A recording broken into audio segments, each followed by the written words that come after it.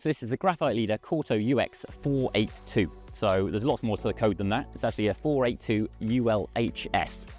The HS is actually important, and you see it along most of the rods in this range actually, but I think it stands for hard solid. I'm happy to be corrected on that, but I'm pretty sure it's hard solid. The idea of that is that they have a slightly shorter solid tip than some rods, which means that it actually kind of makes them much faster action again than they could be. So this rod, being only 4 for 8 inches, is the shortest in the range, and it's one of those rods that's going to be very niche in a way with regards to who it's actually going to appeal to.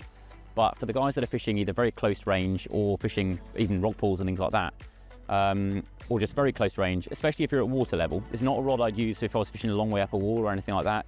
But if you're able to get to water level, canals and things like that, it'd be amazing on a canal, which I think is probably where we'll sell most of them.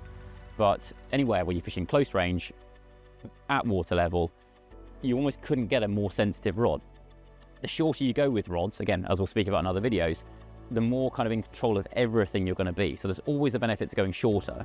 There's obviously negatives as well, which is why once you get to 4 for 8, they're getting into that sort of niche end of the scale.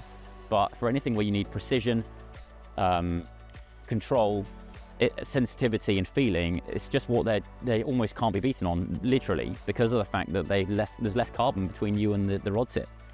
You've got obviously quality components throughout. I love this unique reel seat. They're only rated at 1.8 grams, so you almost can't get much lighter than this. Being an agi rod, as you'll find with anybody that knows about Japanese rods, they are slightly stiffer in the midsection than some.